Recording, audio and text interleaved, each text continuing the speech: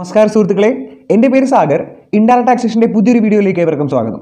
അപ്പോൾ നമ്മൾ ഇതുവരെ പഠിച്ച് തീർത്ത ടോപ്പിക് എന്ന് പറയുന്നത് രജിസ്ട്രേഷൻ വരെ ആയിരുന്നു അല്ലേ? രജിസ്ട്രേഷൻ വരെയുള്ള എല്ലാ ടോപ്പിക്കുകളും നമ്മൾ പഠിച്ചു. അപ്പോൾ ഇന്ന് നമുക്ക് പുതിയൊരു ചാപ്റ്ററിലേക്ക് കടക്കാം. ഇന്ന് പഠിക്കുന്ന ടോപ്പിക് എന്ന് പറയുന്നത് ടാക്സ് ഇൻവോയ്സ് ആണ്. വളരെ ഇമ്പോർട്ടൻ്റ് ആയിട്ടുള്ള ഒരു തിയറി ടോപ്പിക്കാണ് ടാക്സ് ഇൻവോയ്സ് എന്ന് പറയുന്നത്. ഇൻവോയ്സിനെ പറ്റി നമുക്കെല്ലാം അറിയാം അല്ലേ? നമ്മൾ കുട്ടിക്കാലം മുതലേ അല്ലെങ്കിൽ നമ്മൾ കടയിൽ പോകുമ്പോഴത്തേക്കൊക്കെ നമ്മൾ എന്ത് ചെയ്യും? ഈ ഇൻവോയ്സ് കാണാറുണ്ട്. വീട്ടിലെ സാധനങ്ങൾ മേടിക്കാൻ വേണ്ടിയിട്ട് മാർജിൻ ഫ്രീ പോകുമ്പോൾ നമ്മൾ ഇൻവോയ്സ് കണ്ടിട്ടുണ്ട്. ഹോസ്പിറ്റലിൽ എന്തെങ്കിലും ട്രീറ്റ്മെൻ്റ് ഒക്കെ ആയിട്ട് പോകുകയാണെങ്കിൽ ട്രീറ്റ്മെൻറ്റ് കഴിയുമ്പോൾ ഇൻവോയ്സ് അവർ തരാറുണ്ട്. അതുപോലെ നമ്മൾ ബൈക്ക് വാങ്ങുന്നു, കാർ വാങ്ങിക്കുന്നു. അപ്പോൾ ഇങ്ങനെയുള്ള കാര്യങ്ങൾക്കെല്ലാം നമ്മൾ എന്ത് ചെയ്യുന്നുണ്ട്? ഇൻവോയ്സ് കാണുന്നുണ്ട് അല്ലേ? അപ്പോൾ നമുക്ക് ജനറലി പറയുകയാണെങ്കിൽ ഇൻവോയ്സ് എന്ന് പറഞ്ഞാൽ എന്താണ്? ഒരു സെയിലോ പർച്ചേസോ നടന്നു കഴിഞ്ഞാൽ അതിൻ്റെ ഒരു എവിഡൻസ് ഉള്ള ഒരു ഡോക്യുമെൻറ്റിനെ നമുക്ക് എന്തെന്ന് വിളിക്കാം? ഇൻവോയ്സ് എന്ന് വിളിക്കാം അല്ലേ? സെയിലോ പർച്ചേസോ നടക്കുകയാണെങ്കിൽ അവിടുത്തെ ഒരു എവിഡൻസ് കാണിക്കുന്ന ഒരു ഡോക്യുമെൻ്റ് ആയിട്ട് നമുക്ക് വേണമെങ്കിൽ ഇൻവോയ്സിനെ പറയാം. അതിനകത്ത് എന്തൊക്കെ കാണും? നമ്മളെ സെയിൽ നടത്തിയ പാർട്ടീസിൻ്റെ പേര് കാണും, പർച്ചേസ് ചെയ്ത പാർട്ടിയുടെ പേര് കാണും, നമ്മുടെ എമൗണ്ട് എത്രയാണെന്ന് കാണും, ടാക്സ് എത്രയാണെന്ന് കാണും, നമ്മൾ ആ മേടിച്ച ഗുഡ്സിൻ്റെ ക്വാണ്ടിറ്റി എത്രയാണെന്ന് കാണും, ഗുഡ്സിനെ പറ്റിയൊരു ഡിസ്ക്രിപ്ഷൻ കാണും, അഥവാ സർവീസ് ആണെങ്കിൽ സർവീസിനെ പറ്റിയിട്ട് കാണും അല്ലേ? അപ്പോൾ അങ്ങനെയുള്ള ഒരുപാട് ഡീറ്റെയിൽസ് എന്ത് ഈ ബില്ലിനകത്ത് കാണും. അപ്പോൾ നമുക്ക് നോക്കാം ഈ ഇൻവോയ്സ് അഥവാ ബിൽ എന്ന് പറഞ്ഞാൽ എന്താണെന്ന്. ഇൻവോയ്സ് എന്താണെന്ന് നമുക്ക് നോക്കാം. നോക്കിയേ, invoice is a commercial document issued by the supplier of goods or services of both. ബില്ലെന്ന് പറഞ്ഞാൽ അല്ലെങ്കിൽ ഇൻവോയ്സ് എന്ന് പറഞ്ഞാൽ എന്താണ്? അതൊരു കൊമേഴ്ഷ്യൽ ഡോക്യുമെൻ്റ് ആണ് അല്ലേ? അതോ സെയിൽ പർച്ചേസ് നടക്കുന്ന സമയത്ത് നമ്മൾ ഇഷ്യൂ ചെയ്യുന്ന ഒരു ഡോക്യുമെൻ്റ് ആണ് അതെന്ന് പറയുന്നത് ഇൻവോയ്സ് എന്ന് പറയുന്നത്. ഇപ്പം ഒരു എക്സാമ്പിൾ പറയുകയാണെങ്കിൽ നമ്മുടെ കയ്യിൽ ഒരു കാറുണ്ട്. ഞാൻ പുതിയൊരു കാർ വാങ്ങിയപ്പോൾ ഞാൻ എന്ത് ചെയ്തു? എൻ്റെ പഴയ കാർ വിൽക്കുകയാണ്. ഞാൻ പഴയ കാറ് എനിക്ക് പരിചയമുള്ളൊരു സുഹൃത്തിന് കുറച്ച് പൈസയ്ക്ക് ഞാൻ വിൽക്കുകയാണ്. ആ സമയത്ത് ഞാനല്ലേ സപ്ലയർ. ഞാൻ പക്ഷേ ഇൻവോയ്സ് റേസ് ചെയ്യുമോ? ഒരിക്കലും ഇൻവോയ്സ് റേസ് ചെയ്തില്ല, ടാക്സ് മേടിക്കത്തില്ല അല്ലേ? അപ്പോൾ അതിന് നമുക്ക് എന്തെന്ന് വിളിക്കാൻ പറ്റില്ല. ആ ഒരു സിറ്റുവേഷനിൽ അവിടെ എന്തില്ല? അതൊരു കൊമേഴ്ഷ്യൽ ട്രാൻസാക്ഷൻ ആണെങ്കിൽ പോലും, ഒരു ഫിനാൻഷ്യൽ ട്രാൻസാക്ഷൻ ആണെങ്കിൽ പോലും നമ്മൾ അവിടെ എന്ത് മേടിക്കില്ല? ഇൻവോയ്സ് എന്ന് പറയുന്ന ഒരു കോൺസെപ്റ്റ് അവിടെ ഇല്ല. എന്തുകൊണ്ടാണ്? കാരണം ആ കാർ വിൽക്കുക എന്നുള്ളത് എൻ്റെ ഒരു ബിസിനസ് അല്ല. ഇപ്പോൾ ഞാനൊരു സെക്കൻഡ് ഹാൻഡ് കാർ ഡീലർ ആണെങ്കിലോ, അങ്ങനെയാണെങ്കിൽ ഞാൻ ഉറപ്പായിട്ട് അവിടെ എന്ത് ഇഷ്യൂ ചെയ്തിരിക്കണം? ഇൻവോയ്സ് ഇഷ്യൂ ചെയ്തിരിക്കണം. ഓക്കെ അല്ലേ? അപ്പോൾ നമുക്കിനി ഇൻവോയ്സിനെ പറ്റിയിട്ട് ബേസിക് ആയിട്ടുള്ള കാര്യങ്ങൾ മനസ്സിലായി. നമുക്ക് ഇൻവോയ്സ് എന്താണെന്ന് നോക്കാം. ഇൻവോയ്സ് എന്താണെന്ന് പറഞ്ഞു? ഒരു കൊമേഴ്ഷ്യൽ ഡോക്യുമെൻ്റ് ആണെന്ന് പറഞ്ഞു, ഇഷ്യൂഡ് ബൈ സപ്ലയർ ആണ് ഇഷ്യൂ ചെയ്യുന്നത്. ഇറ്റ് ഡിസ്ക്രൈബ്സ്, അതിനകത്ത് ഈ താഴെ പറയുന്ന ഐറ്റംസ്, ഈ താഴെ പറയുന്ന കാര്യങ്ങളൊക്കെ ഉണ്ട്. നമുക്ക് അറിയാവുന്ന കാര്യങ്ങൾ തന്നെയാണ്. Okay, both the parties involve, സപ്ലയറും കാണും, റെസിപ്പിയൻറ്റിൻ്റെയും ഡീറ്റെയിൽസ് കാണും. ഡീറ്റെയിൽസ് ഓഫ് ഗുഡ്സ്, നമ്മൾ ഇഷ്യൂ ചെയ്ത ഗുഡ്സ് ഏതാണോ അല്ലെങ്കിൽ സർവീസ് ഏതാണോ അതിനെ പറ്റിയുള്ള ഡീറ്റെയിൽസ് കാണും. Quantity of goods, date of shipment, value of supply, taxes etcetera, ഇതുപോലുള്ള ഒരുപാട് ഡീറ്റെയിൽസ് കാണും. ഈ ജസ്റ്റ് നമ്മളൊരു ഇൻട്രൊഡക്ഷൻ ആയിട്ട് പറഞ്ഞതാണ്. ഒരു ബില്ലിൽ മാൻഡേറ്ററി ആയിട്ട് വരേണ്ട കുറേ കാര്യങ്ങളെ പറ്റിയിട്ട് നമ്മൾ ഇനി അങ്ങോട്ട് പഠിക്കും. ഇനി നമുക്ക് time limit to issue invoice, അതായത് ഒരു ഇൻവോയ്സ് ഇഷ്യൂ ചെയ്യേണ്ട ടൈം ലിമിറ്റിനെ പറ്റിയിട്ട് നമുക്ക് പഠിക്കാം. നമുക്ക് അറിയാവുന്ന കാര്യം തന്നെയാണ്. നമ്മൾ ടൈം ഓഫ് സപ്ലൈ പാഠം പഠിച്ച സമയത്ത് ഓർമ്മയുണ്ടോ? ഈ ടൈം ലിമിറ്റിനെ പറ്റിയിട്ട് നമ്മൾ അവിടെ പറഞ്ഞായിരുന്നു. അവിടെ നമ്മൾ ഡീറ്റെയിൽഡ് ആയിട്ട് തന്നെയായിരുന്നു ടൈം ലിമിറ്റ്. ഒരു ഗുഡ്സ് വിൽക്കുന്ന സമയത്ത് ഓർമ്മയുണ്ടോ? മൂവ്മെൻറ്റ് ഓഫ് ഗുഡ്സ് ഉണ്ടെങ്കിൽ ടൈം ലിമിറ്റ് എന്താണ്, അല്ല ഡെലിവറി ഇല്ലെങ്കിൽ ടൈം ലിമിറ്റ് എന്താണ്, കണ്ടിന്യൂസ് സപ്ലൈ ആണെങ്കിൽ ടൈം ലിമിറ്റ് എന്താണ്, അങ്ങനെയൊക്കെ നമ്മൾ കുറച്ച് കാര്യങ്ങൾ അവിടെ പഠിച്ചായിരുന്നു. നിങ്ങൾക്ക് ഓർമ്മയുണ്ടോ? അപ്പോൾ നമ്മൾ അതും കൂടി ഇൻക്ലൂഡ് ചെയ്തിട്ട് ഇവിടെ ഇൻവോയ്സിനെ പറ്റി പഠിക്കുമ്പം ആ ഫുൾ കാര്യങ്ങൾ, അതായത് സർവീസാണ് നമ്മൾ റെൻഡർ ചെയ്യുന്നെങ്കിലും, ഗുഡ്സ് ആണ് നമ്മൾ റെൻഡർ ചെയ്യുന്നെങ്കിലും, ഏത് നേച്ചർ ഓഫ് സർവീസ് ആയാലും, ഏത് തരത്തിലാണ് നമ്മൾ ഗുഡ്സ് റെൻഡർ ചെയ്യുന്നെങ്കിലും, അപ്പം നമുക്ക് മൊത്തത്തിലൊന്ന് ഫൈനലൈസ് ചെയ്തിട്ട് ടൈം ലിമിറ്റ് എന്താണെന്ന് പഠിക്കാം എല്ലാ കേസുകളിലും. അപ്പോൾ അതിന് മുമ്പ് നമുക്ക് എന്ത് ചെയ്യാം? അവിടെ പഠിച്ചതൊന്ന് റിവൈസ് ചെയ്യാം. അപ്പോൾ നമുക്ക് നോക്കാം. Time limit to issue invoice section 31 ആണ്. ടൈം ലിമിറ്റ് ഇഷ്യൂ ഇൻവോയ്സ് എന്ന് പറയുന്നത് സെക്ഷൻ 31 പറഞ്ഞിരിക്കുന്നത്. In case of supply of ഗുഡ്സും in case of supply of സർവീസും. In case of supply of ഗുഡ്സും ഉണ്ട്, in case of supply of സർവീസും ഉണ്ട്. ഇതിൽ ഗുഡ്സ് നമ്മൾ അവിടെ പഠിച്ചു. നമ്മൾ ഇനി ഇവിടെ പറയേണ്ട കാര്യമില്ല. പക്ഷേ എങ്കിലും നമ്മൾ പുതിയൊരു ചാപ്റ്ററാണ് പഠിക്കുന്നത്. എല്ലാ കോൺസെപ്റ്റും ആദ്യം മുതൽ അറിഞ്ഞിരിക്കാൻ വേണ്ടി നമുക്ക് അതൊന്നും കൂടെ നോക്കാം. അതായത് time limit of issue of goods, supply of goods. നമ്മൾ ഗുഡ്സ് ആണ് സപ്ലൈ ചെയ്യുന്നതെങ്കിൽ അവിടുത്തെ ടൈം ലിമിറ്റ് എന്താണ്? നമുക്ക് നേരത്തെ പഠിച്ചത് ഒന്നും കൂടെ നോക്കാം. നമ്മൾ അവിടെ പഠിച്ചതാണേ, ആ പഠിച്ച ടോപ്പിക് തന്നെയാണ്. നമ്മൾ അതൊന്ന് റിവൈൻഡ് ചെയ്യുന്നതേ ഉള്ളൂ. നോക്കിയേ, time limit of issue of invoice in case of supply of goods. Supply of goods ആണ്, നമ്മൾ ഗുഡ്സ് ആണ് സപ്ലൈ ചെയ്യുന്നതെങ്കിൽ ടൈം ലിമിറ്റ് എന്താണ്? ഒന്നാമത്തെ കേസ് എന്തായിരുന്നു? മൂവ്മെൻറ്റ് ഓഫ് ഗുഡ്സ് ഇൻവോൾവ്, അതായത് മൂവ്മെൻറ്റ് ഓഫ് ഗുഡ്സ് ഉണ്ടെങ്കിൽ, അതായത് നമ്മൾ ഗുഡ്സ് ഒരു സ്ഥലത്ത് നിന്ന് ഒരു സ്ഥലത്തേക്കാണ് നമ്മൾ സപ്ലൈ ചെയ്യുന്നതെങ്കിൽ, ഞാൻ ബാംഗ്ലൂരിലുള്ള ഡീലറാണ്, എനിക്ക് കേരളത്തിലുള്ള ആൾക്കാണ് എന്ത് ചെയ്യേണ്ടത്? ഗുഡ്സ് കൊടുക്കേണ്ടതെങ്കിൽ, അല്ലെങ്കിൽ ഞാൻ കാസർഗോഡാണ് എന്ത് ചെയ്യുന്നത്? എൻ്റെ ഗോഡൗൺ ഉള്ളത്, പക്ഷേ എനിക്ക് സപ്ലൈ നടത്തേണ്ടത് കൊല്ലത്താണെങ്കിൽ, അപ്പോൾ ഇവിടെ എന്ത് മൂവ്മെൻറ്റ് ഓഫ് ഗുഡ്സ് ഉണ്ട്. അങ്ങനെയാണെങ്കിൽ ലാസ്റ്റ് ഡേറ്റ്, നമ്മുടെ ടൈം ലിമിറ്റ് എന്ന് പറയുന്നത് എന്തായിരിക്കും? ഇൻവോയ്സ് ഇഷ്യൂ ഉള്ള ലാസ്റ്റ് ഡേറ്റ് എന്നായിരിക്കും? On or before the date of removal of goods. അതായത് നമ്മൾ ആ ഗുഡ്സ് നമ്മുടെ ആ വെയർ ഹൗസിൽ നിന്ന് അല്ലെങ്കിൽ നമ്മൾ ആ കീപ്പ് ചെയ്തിരിക്കുന്ന സ്ഥലത്ത് നിന്ന് എന്നാണോ അവിടുന്ന് ഡിസ്പാച്ച് ചെയ്യുന്നത്, എന്നാണോ നമ്മൾ അവിടുന്ന് റിലീസ് ചെയ്യുന്നത്, അതായിരിക്കും എന്ത്? നമ്മുടെ ഇൻവോയ്സ് ഇഷ്യൂ ചെയ്യാനുള്ള ലാസ്റ്റ് ഡേറ്റ്. ഓക്കെ അല്ലേ? അതായത് മൂവ്മെൻറ്റ് ഓഫ് ഗുഡ്സ് ഉണ്ടെങ്കിൽ നമ്മൾ ഡിസ്പാച്ച് ചെയ്യുന്ന ഡേറ്റ് എന്നാണോ, അല്ലെങ്കിൽ നമ്മുടെ ഗുഡ്സ് അവിടുന്ന് റിമൂവ് ആവുന്ന ഡേറ്റ് എന്നാണോ അത്. ഓക്കെ അല്ലേ? ഈ രണ്ടാമത്തെ കണ്ടീഷൻ നോക്കിയേ, where movement of goods not involve, അതായത് മൂവ്മെൻറ്റ് ഓഫ് ഗുഡ്സ് ഇല്ല. ഞാനൊരു മൊബൈൽ ഷോപ്പ് നടത്തുകയാണ്. നമ്മൾ അന്ന് പറഞ്ഞ അതേ എക്സാമ്പിൾ. ഞാനൊരു മൊബൈൽ ഷോപ്പ് നടത്തുകയാണ്. ഒരാൾ എൻ്റെ കടയിൽ വന്നിട്ട് എന്ത് ചെയ്തു? കടയിൽ വന്നിട്ട് പൈസ തന്നിട്ട് ഒരു ഫോൺ വാങ്ങിക്കൊണ്ട് പോയി. അവിടെ മൂവ്മെൻറ്റ് ഓഫ് ഗുഡ്സ് ഉണ്ടോ? ഞാൻ എനിക്ക് എവിടെയെങ്കിലും കൊണ്ട് ഡെലിവറി ചെയ്യേണ്ട കാര്യമുണ്ടോ? ഇല്ല. സാധനം വെച്ചിരിക്കുന്ന സ്ഥലത്ത് കസ്റ്റമർ വന്നു വാങ്ങിക്കൊണ്ട് പോകും. അവിടെ മൂവ്മെൻറ്റ് ഓഫ് ഗുഡ്സ് ഇല്ല. അങ്ങനെയാണെങ്കിലോ, അങ്ങനെയുള്ള സിറ്റുവേഷനിലാണെങ്കിൽ on or before the delivery of goods, അതായത് നമ്മൾ ആ ഗുഡ്സ് ഡെലിവറി ചെയ്യുന്ന ഡേറ്റ് എന്നാണോ ഗുഡ്സ് അയാൾ വാങ്ങിക്കൊണ്ട് പോകുന്ന ആ ഡേറ്റ്, അല്ലെങ്കിൽ goods made available to the customer, നമ്മുടെ കസ്റ്റമറിന് ആ ഗുഡ്സ് അവൈലബിൾ ആക്കുന്ന ഡേറ്റ്. ഓക്കെ അല്ലേ? സിമ്പിൾ കാര്യമല്ലേ? ഇനി മൂന്നാമത്തെ പോയിന്റ് ഒന്ന് നോക്കി. Sale of goods on approval basis, അതായത് അപ്രൂവൽ ബേസിലാണ് നമ്മൾ സെയിൽ ചെയ്യുന്നെങ്കിൽ, അപ്രൂവൽ ബേസിലാണ് നമ്മൾ സെയിൽ ചെയ്യുന്നെങ്കിൽ. എന്താണ് അപ്രൂവൽ ബേസ്? നമ്മൾ ഒരുപാട് പ്രാവശ്യം പറഞ്ഞതാണ്. ഒരു എക്സാമ്പിൾ നമ്മൾ അന്ന് പറഞ്ഞ സെയിം എക്സാമ്പിൾ പറയാം, അപ്പോൾ നിങ്ങൾക്ക് പെട്ടെന്ന് റീകളക്ട് ചെയ്യാൻ പറ്റും. അതായത് മെഡിക്കൽ സ്റ്റോറുകളിലെ മെഡിക്കൽ ഷോപ്പുകളിലൊക്കെ എന്ത് ചെയ്യുക, അപ്പോൾ പുതിയതായിട്ട് ഒരു കമ്പനി ഒരു മരുന്ന് ഇൻട്രൊഡ്യൂസ് ചെയ്യുകയാണെങ്കിൽ ആ കമ്പനികൾ എന്ത് ചെയ്യും, മെഡിക്കൽ ഷോപ്പുകൾ അപ്രോച്ച് ചെയ്തിട്ട് പറയും ഞങ്ങൾ പുതിയൊരു മരുന്ന് ഇൻട്രൊഡ്യൂസ് ചെയ്തിട്ടുണ്ട്, ഇന്ന കാര്യങ്ങളാണ്, ഇതിനൊക്കെയാണ് കൊടുക്കുന്നതെന്ന് കാര്യങ്ങളൊക്കെ പറഞ്ഞിട്ട് എന്ത് ചെയ്യുക, ആ ഒരു 100 യൂണിറ്റ് അവിടെ ഇറക്കും, ഒരു 100 ടാബ്ലറ്റ്സ് എന്തെന്ന് വെച്ചാൽ സപ്പോസ് അവിടെ ഇറക്കിയെന്ന് വെക്കുക. എന്നിട്ട് പറയാം നിങ്ങൾ കസ്റ്റമേഴ്സിനെ കൊടുത്ത് നോക്കുക, അവരുടെ റിവ്യൂ നോക്കിയിട്ട് ഉണ്ടെങ്കിൽ നിങ്ങൾ എന്ത് ചെയ്താൽ മതി, സാധനം എടുത്താൽ മതി, ഇല്ലെങ്കിൽ ഞങ്ങളൊന്ന് തിരിച്ച് കളക്ട് ചെയ്തോളാം. അവർക്ക് പിന്നെയും സാധനം ചിലവാകുന്നുണ്ടെങ്കിൽ അവരെന്ത് പറയും, ഓക്കെ ഞങ്ങൾ ഡീൽ, ആ 100 സാധനം ഞങ്ങൾ എടുത്തോളാം, അടുത്ത ആഴ്ച വരുമ്പോൾ പിന്നെ ഒരു 100 കൊണ്ടുപോകാം. അപ്പോൾ അതുപോലെയൊക്കെയാണ് എന്ത് അപ്രൂവൽ ബേസിസ് അല്ലേ. നമ്മൾ ഗുഡ്സ് അവിടെ കൊണ്ട് കൊടുത്തു, പക്ഷേ നമ്മൾ സെയിലായിട്ട് റെക്കോർഡ് ചെയ്യില്ല. എപ്പോഴേ റെക്കോർഡ് ചെയ്യും, നമ്മുടെ കസ്റ്റമറിൻ്റെ കയ്യിൽ നിന്ന് നമുക്കൊരു കൺഫർമേഷൻ കിട്ടുമ്പോൾ, നമ്മുടെ കസ്റ്റമറിൽ നിന്ന് കൺഫർമേഷൻ കിട്ടുമ്പോഴേ നമ്മൾ എന്ത് സെയിലായിട്ട് റെക്കോർഡ് ചെയ്യും. അതാണ് ഇവിടെയും പറഞ്ഞിരിക്കുന്നത്. സെയിൽ ഓൺ അപ്രൂവൽ ബേസിസ്, അവിടെയാണെങ്കിൽ എന്തോ on or before the time of supply, before the time of supply confirmation is received. അതായത് നമുക്ക് കൺഫർമേഷൻ റിസീവ് ചെയ്യുന്ന ടൈം, നമ്മുടെ കസ്റ്റമേഴ്സിൻ്റെ കയ്യിൽ നിന്ന് കൺഫർമേഷൻ റിസീവ് ചെയ്യുന്ന ടൈം. ഇനി സപ്പോസ് ആ മെഡിക്കൽ ഷോപ്പ് വരെ നമുക്ക് കൺഫർമേഷൻ തന്നില്ല, കുറേ നാളായിട്ടും കൺഫർമേഷൻ തന്നില്ല, അങ്ങനെയാണെങ്കിൽ നമുക്ക് സെയിലായിട്ട് റെക്കോർഡ് ചെയ്തല്ലേ പറ്റൂ. നമ്മൾ 6 മാസത്തെ ടൈം കൊടുക്കും. 6 മാസത്തിനുള്ളിൽ വേണമെങ്കിലും വേണ്ടെങ്കിലും അയാൾ എന്ത് ചെയ്യുക, കൺഫർമേഷൻ തരിക. ഒന്നും പറഞ്ഞിട്ടില്ലെങ്കിൽ 6 മാസത്തിനുള്ളിൽ അയാൾ ഒന്നും പറഞ്ഞിട്ടില്ലെങ്കിൽ നമ്മൾ 6 മാസം ആകുമ്പോഴത്തേക്ക് അതിനെ സെയിലായിട്ട് റെക്കോർഡ് ചെയ്യും. അന്നാണ് last date of issuing invoice. Okay അല്ലേ. ഇനി നാലാമത്തെ കാര്യം എന്താ നോക്കി, in case of continuous supply of goods. അതായത് കണ്ടിന്യൂസ് സപ്ലൈ ഓഫ് ഗുഡ്സ് ആണ് നമ്മൾ ചെയ്യുന്നതെങ്കിൽ, എക്സാമ്പിൾ പറയുകയാണെങ്കിൽ നമ്മൾ അന്ന് പറഞ്ഞ അതേ എക്സാമ്പിൾ പറയാം. അതായത് KSEB, നമ്മുടെ ഇലക്ട്രിസിറ്റി ബോർഡ്, അവർ എന്ത് ചെയ്യുക, 24/7 എല്ലാ ദിവസവും എല്ലാ സമയം നമുക്ക് എന്ത് ചെയ്യുക, ഇലക്ട്രിസിറ്റി സപ്ലൈ ചെയ്തുകൊണ്ടിരിക്കുകയല്ലേ. എന്നിട്ട് അവർ എന്താ ചെയ്യുന്ന, മാസത്തിൽ ഒരിക്കൽ അവസാനത്തെ ഒരു ദിവസം അല്ലെങ്കിൽ പീരിയോഡിക്കലി ഒരു സമയത്ത് വന്നിട്ട് എന്ത് ചെയ്യും, നമ്മളെ റീഡിങ് നോക്കും. റീഡിങ് നോക്കിയിട്ട് പറയും നിങ്ങൾ കഴിഞ്ഞ വട്ടത്തെ റീഡിങ് ഇത്രയാണ്, ഇത്തവണത്തെ റീഡിങ് ഇത്രയാണ്, നിങ്ങൾ ഇത്ര യൂണിറ്റ് യൂസ് ചെയ്തിട്ടുണ്ട്, ഒരു യൂണിറ്റ് വില ഇത്രയാണ്, ഇത്ര രൂപ ചാർജ് ചെയ്യും, ലാസ്റ്റ് ഡേറ്റ് ഇത്ര തീയതിയാണ്, അതിനുള്ളിൽ നിങ്ങൾ അടച്ചിരിക്കണം. ഓക്കെ അല്ലേ.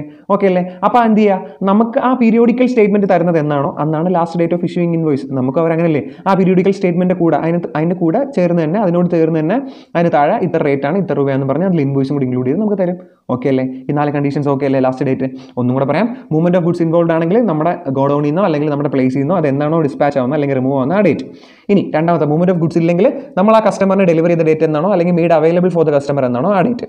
മൂന്നാമത്, അപ്രൂവൽ ബേസിലാണ് നടക്കുന്നതെങ്കിൽ നമുക്ക് അപ്രൂവൽ കിട്ടുന്ന എന്നാണോ, കസ്റ്റമറിൻ്റെ നിന്ന് കൺഫർമേഷൻ കിട്ടുന്ന എന്നാണോ അന്ന്, അല്ലെങ്കിൽ 6 മാസമാണ് ടൈം ലിമിറ്റ്. 6 മാസം കഴിയുമ്പോൾ നമ്മൾ ലാസ്റ്റ് ഡേറ്റ് ഓഫ് ഇൻവോയ്സ് ആവും. നമ്മളത് സെയിലായിട്ട് കണക്കാക്കുകയും 6ാമത്തെ മാസത്തിൻ്റെ അവസാനത്തെ ഡേറ്റിൽ നമ്മളത് എന്ത് ചെയ്യും, സെയിലായിട്ട് റെക്കോർഡ് ചെയ്യും, ഇൻവോയ്സ് ഇഷ്യൂ ചെയ്യണം. ഇനി 4ാമത്തെ കണ്ടീഷൻ എന്തായിരുന്നു, കണ്ടിന്യൂസ് ബേസിലാണെങ്കിൽ നമുക്ക് പീരിയോഡിക്കൽ സ്റ്റേറ്റ്മെന്റ് തരുന്നത് എന്നാണോ ആ സ്റ്റേറ്റ്മെന്റ് തരുന്ന ഡേറ്റ് ആണ് last date of issuing invoice. Okay അല്ലേ. ഈ 4 കാര്യങ്ങളാണ് എന്തെന്ന് പറയുന്നത്. അതായത് ലാസ്റ്റ് അല്ലെങ്കിൽ time limit of issuing invoice in the case of supply of goods. അതായത് നമ്മൾ ഗുഡ്സ് ആണ് സപ്ലൈ ചെയ്യുന്നതെങ്കിൽ ഈ 4 കാര്യങ്ങൾ നമ്മൾ അവിടെ പറഞ്ഞ കാര്യമാണ്, നമ്മളൊന്നും കൂടെ റീവൈൻഡ് ചെയ്തതാണ്, നിങ്ങൾക്ക് കുറച്ചും കൂടെ ഓർമ്മ കിട്ടും. ഓക്കെ അല്ലേ. ഇനി നമുക്ക് രണ്ടാമത്തെ കേസിലോട്ട് കിടക്കാം. എന്തെന്ന് പറയുന്നത്, സപ്ലൈ ഓഫ് സർവീസ്. നമ്മൾ സർവീസ് ആണ് റെൻഡർ ചെയ്യുന്നതെങ്കിൽ അവിടുത്തെ എന്തെന്ന് പറയുന്നത്, അവിടുത്തെ last date of issuing invoice. ഇത് നമ്മൾ കുറേ പ്രാവശ്യം പറഞ്ഞതാണ്. ടൈം ഓഫ് സപ്ലൈ പഠിച്ചപ്പോൾ തന്നെ അവിടെയും പറഞ്ഞായിരുന്നു. ഞാൻ നിങ്ങൾക്ക് പറഞ്ഞുതരാം. അതായത് ജനറൽ കേസുകളിലാണെങ്കിൽ സാധാരണ കേസുകളിലാണെങ്കിൽ 30 ദിവസം 30 ഡേയ്സ്.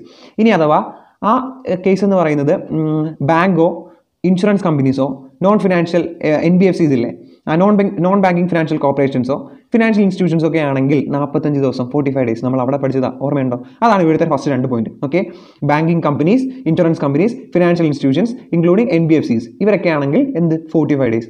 ഇൻ അനദർ കേസസ്, അതായത് ജനറലി അല്ലാതെ നമ്മൾ മൊത്തത്തിൽ പറയുകയാണെങ്കിൽ 30 ഡേയ്സ് ആയിരിക്കും ലിമിറ്റ് എന്ന് പറയുന്നത്. ഇനി അത് കൂടാതെ നമുക്ക് കുറേ സ്പെഷ്യൽ കേസസ് ഉണ്ട്. ഇത് കൂടാതെ കറക്റ്റായിട്ട് നമ്മൾ ഡേറ്റ് വേറെ, നമ്മൾ ഈ ജനറൽ കേസിൽ പറഞ്ഞ 30ഉം നേരത്തെ പറഞ്ഞ 45 അല്ലാത്ത വേറെ കുറച്ച് ഡേറ്റുകളുണ്ട്. അത് നമുക്ക് ആ ഡേകൾ എന്നൊക്കെയാണെന്ന് നോക്കാം, എത്ര ദിവസമാണ് അവർ ആ കേസുകളിലൊക്കെയാണ് നമുക്ക് നോക്കാം. Okay, in the case of insurance company, banking company, financial institutions including non banking financial corporations or telecom operators supply of service between distinct person. നോക്കേ, നമ്മൾ നേരത്തെ അവിടെ ബാങ്കിങ് കമ്പനി, ഫിനാൻഷ്യൽ കമ്പനിയും നമ്മുടെ ഇൻഷുറൻസ് കമ്പനിയും NBFC ഒക്കെ നമ്മൾ നേരത്തെ ഇൻക്ലൂഡ് ചെയ്തു. എന്നിട്ട് അവർക്ക് ടോട്ടലി അഗ്രിഗേറ്റ് ആയിട്ട് 45 ദിവസത്തിനുള്ളിൽ അവർ എന്ത് ചെയ്തിരിക്കണം, ഇൻവോയ്സ് ഇഷ്യൂ ചെയ്തിരിക്കണം നമ്മൾ പറഞ്ഞു. ഇനി പറയുന്നത് അതിന് കൂടെ നമ്മൾ ഒരാളെയും കൂടെ ഇൻക്ലൂഡ് ചെയ്തു. ആരാണ്? ടെലികോം ഓപ്പറേറ്റർ കൂടെ നമ്മൾ ഇൻക്ലൂഡ് ചെയ്തു. പക്ഷേ ഇവരുടെ ട്രാൻസാക്ഷൻ എന്ന് പറയുന്നത് ഡിസ്റ്റിങ്ക്റ്റ് പേഴ്സൺ ട്രാൻസാക്ഷൻ ആയിരിക്കണം. ഒരു ബ്രാഞ്ചിൽ നിന്ന് മറ്റൊരു ബ്രാഞ്ചിലേക്ക്, അല്ലെങ്കിൽ holding company, subsidiary company, 2 subsidiary കമ്പനികൾ തമ്മിൽ അങ്ങനെയൊക്കെയുള്ള ട്രാൻസാക്ഷനിൽ നമ്മൾ ഡിസ്റ്റിങ്ക്റ്റ് പേഴ്സൺ എന്താണെന്ന് നേരത്തെ പഠിച്ചതാണ്. അപ്പം ഈ ആൾക്കാർ, അതായത് banking companies, insurance company, financial corporations, NBFCs, പിന്നെ കൂടാതെ നമ്മളൊരു ടെലികോം ഓപ്പറേറ്റേഴ്സ്, ഇവർ തമ്മിലുള്ള ഡിസ്റ്റിങ്ക്റ്റ് പേഴ്സൺ ട്രാൻസാക്ഷൻ ആണെങ്കിൽ അത് എവരിഡേ തന്നെ ഒരു ക്വാർട്ടറിലെ, ഒരു വർഷം 4 ക്വാർട്ടറിലെ, നമ്മൾ ഏപ്രിലിൽ തുടങ്ങിയിട്ട് അടുത്ത മാർച്ച് 31 വരെ അവസാനിക്കുന്ന 4 ക്വാർട്ടേഴ്സ് ഉണ്ട്. നമ്മൾ സപ്ലൈ നടത്തുന്ന ഏത് ക്വാർട്ടറിലാണോ ആ ക്വാർട്ടർ അവസാനിക്കുന്ന ഡേറ്റ് മനസ്സിലായോ? അതായത് നമ്മൾ ബുക്സ് ഓഫ് അക്കൗണ്ട്സിൽ റെക്കോർഡ് ചെയ്തില്ല എന്ന് സങ്കല്പിക്കാം. നമ്മൾ ബുക്സ് ഓഫ് അക്കൗണ്ട്സിൽ റെക്കോർഡ് ചെയ്തിട്ടില്ല. നമ്മൾ സപ്ലൈ നടത്തിയത് ഒരു ജനുവരിയിലാണ്. ആ ജനുവരി എന്ന് പറയുന്നത് ഏത് ക്വാർട്ടറിൽ എൻഡ് ചെയ്യും? അതായത് ജനുവരി എന്ന് പറയുന്നത് ജനുവരി, ഫെബ്രുവരി, മാർച്ച് 31 എൻഡ് ചെയ്യും. അങ്ങനെയാണെങ്കിൽ മാർച്ച് 31 ആയിരിക്കും last date of issuing invoice എന്ന് പറയുന്നത്. ഓക്കെ അല്ലേ? അപ്പോൾ നോക്കിയേ, ഒന്നും കൂടെ പറഞ്ഞേ. അതായത് ഡിസ്റ്റിങ്ക്റ്റ് പേഴ്സൺ ട്രാൻസാക്ഷനെ പറ്റിയിട്ടാണ് നമ്മൾ പറയുന്നത്. ആരൊക്കെ തമ്മിലുള്ള? Banking company, financial companies, NBFCs, insurance companies, കൂടാതെ നമ്മളെ ടെലികോം ഓപ്പറേറ്റേഴ്സ്. അപ്പോൾ ഇവരൊക്കെ തമ്മിലുള്ള എവരുടെ ഡിസ്റ്റിങ്ക്റ്റ് പേഴ്സൺ ട്രാൻസാക്ഷൻ ആണെങ്കിൽ നമ്മൾ ബുക്സ് ഓഫ് അക്കൗണ്ട്സിൽ റെക്കോർഡ് ചെയ്യുന്ന ഡേറ്റ് അല്ലെങ്കിൽ ആ സപ്ലൈ നടക്കുന്നത് ഏത് ക്വാർട്ടറിലാണോ ആ ക്വാർട്ടറിൻ്റെ ലാസ്റ്റ് ഡേറ്റ്. ഓക്കെ അല്ലേ? മൂന്നാമത്തെ കാര്യം ഓക്കെ അല്ലേ? മൂന്നാമത്തെ പോയിന്റ് ഓക്കെ അല്ലേ? ഇനി നമുക്ക് അടുത്ത് നോക്കാം. നാലാമത്തെ പോയിന്റ് നോക്കാം. നാലാമത്തെ പോയിന്റ് കണ്ടിന്യൂസ് സപ്ലൈ. നാലാമത്തെ പോയിന്റ് എന്താണ്? Continuous supply. നാലാമത്തെ പോയിന്റ് നമുക്ക് കണ്ടിന്യൂസ് സപ്ലൈ ഓഫ് സർവീസ്. അതായത് നമുക്ക് കണ്ടിന്യൂസ്ലി എന്താണ് സർവീസ് സപ്ലൈ ആണ്. ഒരു എക്സാമ്പിൾ പറയുകയാണെങ്കിൽ നമ്മുടെ സ്കൂളുകളിലൊക്കെ എന്ത് ചെയ്യും? കമ്പ്യൂട്ടർ സെൻറ്റേഴ്സ് കാണും. കമ്പ്യൂട്ടർ ലാബുകളാണ് അല്ലേ? നല്ല ഒരുപാട് ഒരു 10, 20, 30 കമ്പ്യൂട്ടേഴ്സ് ഒക്കെ ഉള്ള കമ്പ്യൂട്ടർ ലാബുകളാണ്. അപ്പോൾ അവിടെ ഇടയ്ക്കിടയ്ക്ക് എന്ത് ചെയ്യും? മെയിൻ്റനൻസ് നടക്കേണ്ടി വരും. നമ്മുടെ പിള്ളേരല്ലേ, അവർ ഇടയ്ക്കിടയ്ക്ക് ഓരോന്ന് ചീത്തയാക്കും, സോഫ്റ്റ്വെയർ അടിച്ചു പോകും, ഒരു മൗസും കീബോർഡും ഒക്കെ നശിപ്പിച്ചിടും. അപ്പോൾ ഇങ്ങനെ എന്ത് ചെയ്യും? ഇടയ്ക്കിടയ്ക്ക് സർവീസ് ചെയ്തുകൊണ്ടേ ഇരിക്കേണ്ടി വരും. ഒക്കെ പ്രശ്നങ്ങൾ നടക്കുന്നു, അപ്പോൾ അയാൾ വരിക, സർവീസ് ചെയ്തിട്ട് പോവുക. ഇതാണ് കണ്ടിന്യൂസ് സപ്ലൈ ഓഫ് സർവീസ് എന്ന് പറയുന്നത് അല്ലേ? Continuous supply of service. നമുക്ക് കണ്ടിന്യൂസ് ആയിട്ട് സർവീസ് സപ്ലൈ ചെയ്യുന്നു. ആ ഒരു കേസിൽ നമുക്ക് എന്തൊക്കെയാണെന്ന് നോക്കാം. ഓക്കെ, അതിന് 3 കേസുകളുണ്ട്. എന്താണെന്ന് പറഞ്ഞുതരാം. ഞാൻ ആദ്യത്തെ 2 കേസ് നിങ്ങൾക്ക് ഞാൻ പറഞ്ഞുതരാം. അതായത് നമ്മൾ എഗ്രിമെൻറ്റ് ചെയ്യുന്ന സമയത്ത് തന്നെ due date of payment fix ചെയ്യുക. അതായത് നമ്മൾ നേരത്തെ പറഞ്ഞ എക്സാമ്പിൾ അയാളോട് പറയുന്നില്ലേ, അയാളോട് എഗ്രിമെൻറ്റ് ഏർപ്പെടുന്ന സമയത്ത് തന്നെ നമ്മൾ പറയുന്നുണ്ട് 2 മാസത്തിലെ അവസാനത്തെ ഡേറ്റിൽ ഞാൻ നിങ്ങൾക്ക് എന്ത് ചെയ്യും? പേ ചെയ്യും. 2 മാസം കൂടുമ്പോഴത്തേക്ക് ഞാൻ നിങ്ങൾക്ക് പേ ചെയ്യും. അപ്പോൾ നമ്മൾ ആ ഡേറ്റ് ഓഫ് പേയ്മെൻറ്റ് പറയുന്നില്ലേ? ഡേറ്റ് ഓഫ് പേയ്മെൻറ്റ് പറയുന്നുണ്ട്. ഇനി ഡേറ്റ് ഓഫ് പേയ്മെൻറ്റ് പറയാത്ത പക്ഷം നമുക്ക് ഡേറ്റ് ഓഫ് പേയ്മെൻറ്റ് ഇല്ല. ഞാനൊരു എക്സാമ്പിൾ പറയുകയാണെങ്കിൽ നമ്മുടെ റോയൽറ്റി അല്ലേ, ഞാനൊരു ബുക്ക് എഴുതി, ഞാനൊരു നല്ല ഒരു ത്രില്ലറായിട്ടുള്ള ടൈപ്പുള്ള ഒരു ബുക്കാണ് എഴുതിയെന്ന് സങ്കല്പിക്കാം. അത് ഞാനൊരു പബ്ലിക്കേഷൻസിന് കൊടുത്തു. അവർക്കാണ് അതിൻ്റെ പബ്ലിഷ് ചെയ്യാനുള്ള റൈറ്റ് കൊടുത്തു. അങ്ങനെയാണെങ്കിൽ അവർ എന്ത് ചെയ്യും? എനിക്ക് റോയൽറ്റി തന്നുകൊണ്ടേയിരിക്കും. അതായത് എത്ര ബുക്കുകൾ വിൽക്കുന്നു ആ ബുക്കിന് കറസ്പോണ്ടിങ് ആയിട്ട് എനിക്ക് റോയൽറ്റി തന്നുകൊണ്ടേയിരിക്കും. അത് എപ്പോൾ തരുമെന്ന് എനിക്ക് പറയാൻ പറ്റില്ല. കാരണം ചിലപ്പോൾ ആ ബുക്ക് ഒരു മാസം വിറ്റില്ലെങ്കിൽ ചിലപ്പോൾ എനിക്ക് അന്ന് റോയൽറ്റി കിട്ടണമെന്നില്ല. അല്ലെങ്കിൽ അടുത്ത മാസം കൂടുതൽ വിറ്റിട്ടുണ്ടെങ്കിൽ അത് ചിലപ്പോൾ കൂടുതൽ വിൽക്കുന്ന സമയത്ത് കൂടുതൽ കിട്ടുന്നിരിക്കും. അപ്പോൾ നമുക്ക് എപ്പോഴാണ് കിട്ടുന്നതെന്ന് പറയാൻ പറ്റില്ല അല്ലേ? അപ്പോൾ നമ്മൾ ആ എഗ്രിമെൻറ്റിൽ ഏർപ്പെടുന്ന സമയത്ത് നമുക്ക് പറയാൻ പറ്റുമോ നമ്മുടെ ഡേറ്റ് ഓഫ് പേയ്മെൻറ്റ് എന്താണെന്ന് പറയാൻ പറ്റത്തില്ല. അപ്പോൾ ഈ 2 രീതികളുണ്ട്. ഒന്നും കൂടെ പറയാം. നമ്മൾ ആ എഗ്രിമെൻറ്റിൽ കണ്ടിന്യൂസ് സപ്ലൈക്ക് വേണ്ടിയിട്ടുള്ള എഗ്രിമെൻറ്റിൽ ഏർപ്പെടുന്ന സമയത്ത് നമുക്ക് ഡേറ്റ് ഓഫ് പേയ്മെൻറ്റ് ഡിറ്റർമിൻ ചെയ്യാൻ പറ്റും, അല്ലെങ്കിൽ ഡിറ്റർമിൻ ചെയ്യാൻ പറ്റില്ല. ഈ 2 കേസിൽ നമുക്ക് എന്താണെന്ന് നോക്കാം. നോക്കേ, ഡ്യൂ ഡേറ്റ് ഓഫ് പേയ്മെൻറ്റ്, അതായത് നമ്മുടെ ഡേറ്റ് ഓഫ് പേയ്മെൻറ്റ് നമ്മൾ അസർട്ടൈനബിൾ ഫ്രം ദ എഗ്രിമെൻറ്റ്. അതായത് എഗ്രിമെൻറ്റ് വെക്കുന്ന സമയത്ത് തന്നെ നമ്മൾ ഡ്യൂ ഡേറ്റ് ഓഫ് പേയ്മെൻറ്റ് എന്നാണ് പേയ്മെൻറ്റ് നടത്തിയെന്ന് പറഞ്ഞിട്ടുണ്ട്. അങ്ങനെയാണെങ്കിൽ before or at the time of such due date of payment, അതായത് നമ്മൾ എന്നാണോ ആ പേയ്മെൻറ്റ് നടത്തുന്നത്, നമ്മൾ ഡ്യൂ ഡേറ്റ് പറഞ്ഞിട്ടില്ലേ, അങ്ങനെയാണെങ്കിൽ ആക്ച്വൽ ആ ഡ്യൂ ഡേറ്റ് എന്നാണോ അന്ന്. ഓക്കെ അല്ലേ? ഓൺ ഓർ ബിഫോർ ആ ഡേറ്റ്, അതാണ് last date of issuing payment. അതായത് നമ്മുടെ അഗ്രിമെൻറ്റിൽ പറഞ്ഞിട്ടുണ്ട് 2 മാസം കൂടുമ്പോൾ, അല്ലെങ്കിൽ 2 മാസം, അതായത് 2ാമത്തെ മാസം അവസാനത്തെ ഡേറ്റ്, അതാണ് നമ്മൾ last date of issuing invoice എന്ന് പറയുന്നത്. ഓക്കെ അല്ലേ? അടുത്ത നോക്കിയേ, നമുക്ക് ആ ഡ്യൂ ഡേറ്റ് നമ്മൾ പറഞ്ഞ ആ ഡേറ്റ് ഓഫ് പേയ്മെൻറ്റ് നമ്മൾ എഗ്രി ചെയ്തിട്ടില്ല. ഡേറ്റ് ഓഫ് പേയ്മെൻറ്റ് നമുക്കറിയില്ല. അങ്ങനെയാണെങ്കിലോ before or at the time of payment, നമ്മൾ എന്നാണോ പേയ്മെൻറ്റ് നടത്തുന്നത് അന്ന്. അതല്ലേ പറ്റൂ. 2 കേസുകളും ഒരേപോലെയാണ്. പക്ഷേ ആദ്യത്തെ കേസിൽ നമുക്ക് ഡ്യൂ ഡേറ്റ് അറിയാം. അങ്ങനെയാണെങ്കിൽ ആ ഡ്യൂ ഡേറ്റിൻ്റെ അന്നോ അതിന് മുമ്പോ നമുക്ക് എന്ത് ചെയ്യാം? ഇൻവോയ്സ് ഇഷ്യൂ ചെയ്യാം. രണ്ടാമത്തേന് നമുക്ക് ഡ്യൂ ഡേറ്റ് അറിഞ്ഞൂടാ, നമ്മൾ പേയ്മെൻറ്റ് നടത്തുന്നു. അങ്ങനെയാണെങ്കിൽ ആ പേയ്മെൻറ്റ് നടത്തുന്നത് എന്നാണോ അല്ലെങ്കിൽ അതിന് മുമ്പോ. ഓക്കെ അല്ലേ? ആദ്യത്തിന് ഡ്യൂ ഡേറ്റ്, രണ്ടാമത്തിന് പേയ്മെൻറ്റ് നടത്തുന്ന date.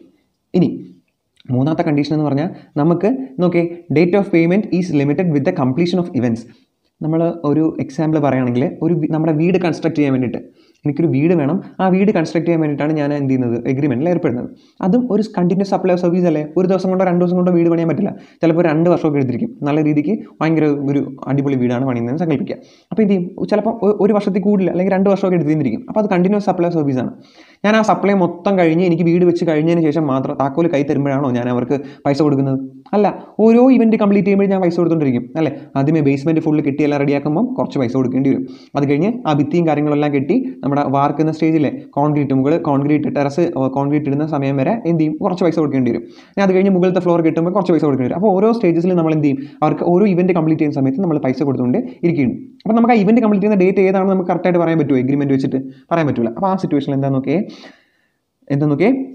Date of payment is limited with the completion of event. നമ്മുടെ കംപ്ലീഷൻ ഓഫ് ഇവൻ്റ് ആണ് നമ്മുടെ ഡ്യൂ ഡേറ്റ്, ലാസ്റ്റ് ഡേറ്റ് എങ്കിൽ അങ്ങനെ എന്തായിരിക്കും? On or before at the time of completion of event. നമ്മുടെ event complete ചെയ്യുന്ന date എന്നാണോ അന്ന്. അതായത് നമ്മൾ പറയുകയാണ് ബേസ്മെൻറ്റ് കെട്ടി തരുമ്പോൾ നിങ്ങൾക്ക് ഫസ്റ്റ് ഇൻസ്റ്റാൾമെൻറ്റ് തരും. അപ്പോൾ ബേസ്മെൻറ്റ് കെട്ടി തരുമ്പോൾ ഫസ്റ്റ് ഇൻസ്റ്റാൾമെൻറ്റ് കൊടുത്തു. അതാണ് last date of issuing invoice എന്ന് പറയുന്നത്. ഓക്കെ അല്ലേ? ഓക്കെ അല്ലേ?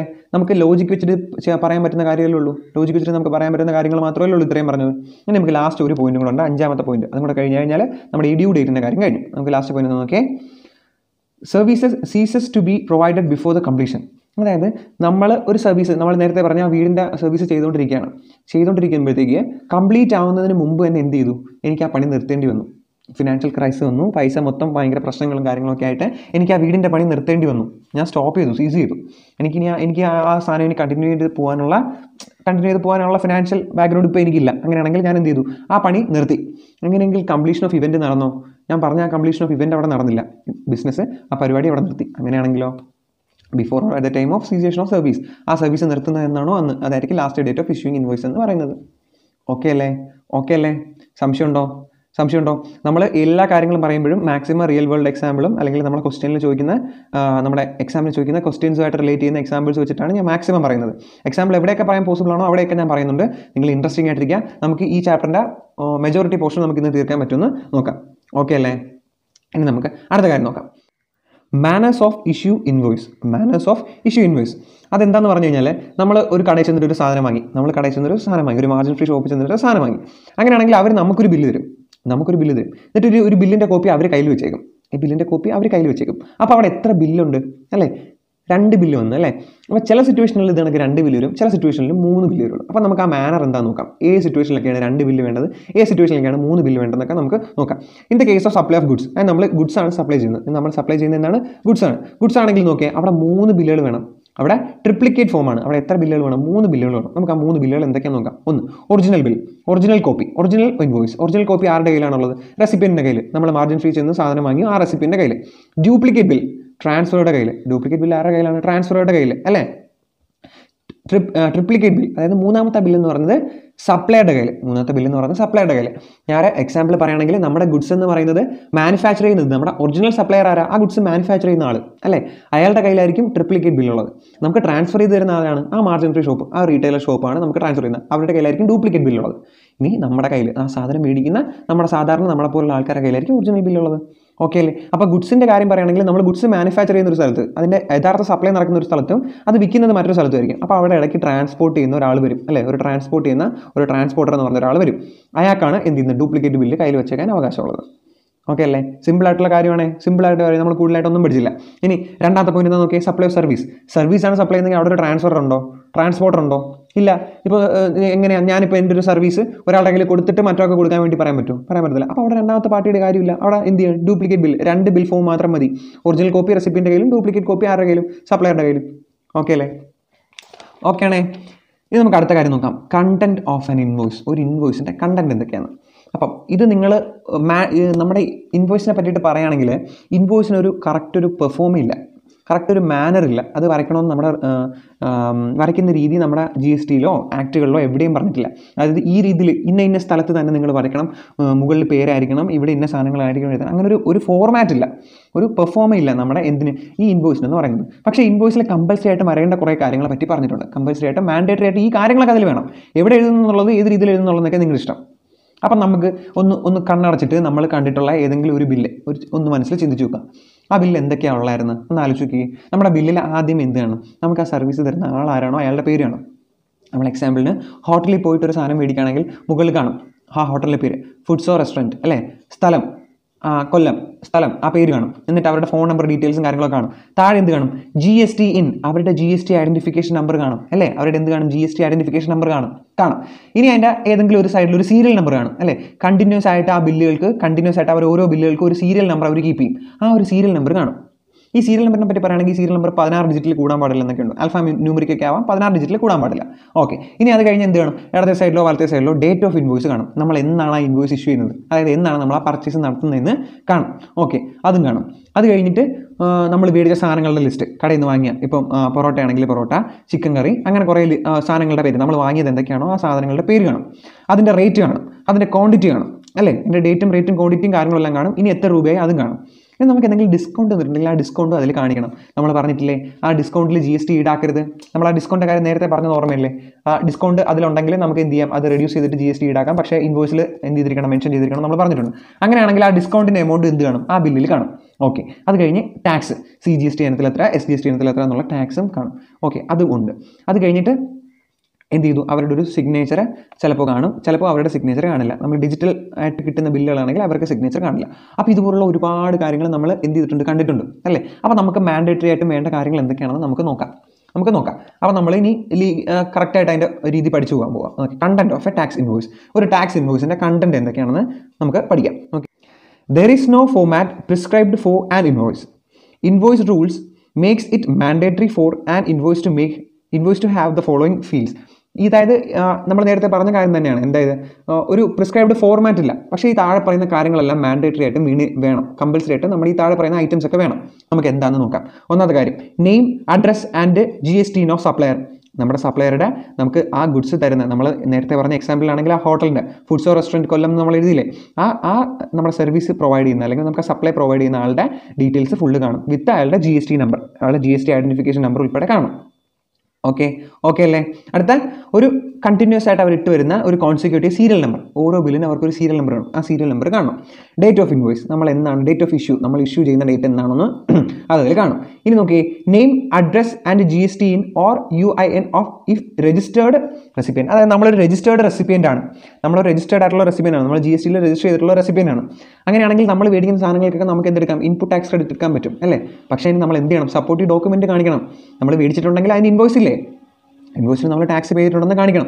അങ്ങനെയാണെങ്കിൽ ആ ഇൻവോയ്സിൽ നമ്മുടെ പേരും കൂടെ വേണം. അപ്പോൾ നോക്കി, നമ്മളൊരു രജിസ്റ്റേർഡ് പേഴ്സൺ ആണ്, നമ്മൾ GST രജിസ്റ്റർ ചെയ്തിരിക്കുന്ന ഒരു പേഴ്സൺ ആണെങ്കിൽ നമ്മുടെ പേരും നമ്മുടെ GST നമ്പറും അതിൽ കാണണം. ഓക്കെ അല്ലേ? ഇനി അടുത്തത് അഞ്ചാമത്തെ കാര്യം നോക്കി, നമ്മൾ ഇനി രജിസ്റ്റേർഡ് പേഴ്സൺ അല്ല. അങ്ങനെയാണെങ്കിൽ നമ്മുടെ പേര് അതിൽ വെക്കേണ്ട കാര്യമുണ്ടോ? ഇല്ല, അങ്ങനെ കാര്യമൊന്നുമില്ല. പക്ഷേ നമ്മൾ മേടിക്കുന്ന ഗുഡ്സിൻ്റെ വില 50,000 രൂപയിൽ കൂടുതലാണെങ്കിൽ, 50,000 അതിൽ കൂടുതലാണെങ്കിൽ നമുക്ക് പേര് വെക്കാം. 50,000 അതിൽ കൂടുതലാണെങ്കിൽ നമ്മുടെ റെസിപ്പിയൻ്റെ ഡീറ്റെയിൽസ് വെക്കാം. ഓക്കെ അല്ലേ? അപ്പോൾ നമ്മൾ 5 ഡീറ്റെയിൽസ് പഠിച്ചു. എന്തൊക്കെയാണ്? ഒന്നാമത്തത് name, address, GST number of the recipient supplier. അത് കഴിഞ്ഞിട്ട് ഒരു കണ്ടിന്യൂസ് കോൺസിക്യൂട്ടീവ് ആയിട്ട് അവർ ഇട്ട് പോകണം ഒരു സീരിയൽ നമ്പർ. ഓക്കെ, അത് കഴിഞ്ഞ് ഡേറ്റ് ഓഫ് ഇഷ്യൂ, നമുക്ക് എന്താണ് ഇഷ്യൂ ചെയ്യുന്നത് ആ ഡേറ്റ്. നാലാമത് നമ്മൾ name, address, GST number of A registered recipient. നമ്മുടെ റെസിപ്പിയൻറ്റ് രജിസ്റ്റേർഡ് ആണെങ്കിൽ അയാളുടെ നെയിം, അഡ്രസ്, GST നമ്പറും കാര്യങ്ങളൊക്കെ വേണം. ഇനി ഒരു രജിസ്റ്റേർഡ് റെസിപ്പിയൻ്റ് അല്ല, ഒരു രജിസ്റ്റേർഡ് റെസിപ്പിയൻ്റ് ആണെങ്കിൽ അയാൾ നടത്തുന്ന ട്രാൻസാക്ഷൻ 50,000 രൂപയോ അതിൽ കൂടുതലാണെങ്കിൽ എന്ത് ചെയ്യാം, അയാളുടെ ഡീറ്റെയിൽസ് നമുക്കിതിൽ വെക്കാം. ഓക്കെയാണ്. ഇനിയാണ് നോക്കി, HSN or SAC. HSN SAC എന്ന് പറഞ്ഞിട്ട് അറിയാമോ? ഹാർമോണൈസ് സിസ്റ്റം ഓഫ് നോമൻക്ലേച്ചർ എന്നാണ് HSNൻ്റെ ഫുൾ ഫോം. അതുപോലെ SACയുടെ ഫുൾ ഫോം എന്ന് പറയുന്നത് സർവീസ് അക്കൗണ്ടിംഗ് കോഡ്. അത് രണ്ടും റെലവൻ്റ് ഒന്നുമല്ല, നമ്മുടെ ടെക്സ്റ്റിലും ജസ്റ്റ് ഈ 2 പോയിന്റിനെ പറ്റി പറഞ്ഞിട്ടുള്ളൂ. ഇത് 2 കോഡിംഗ് സിസ്റ്റമാണ്.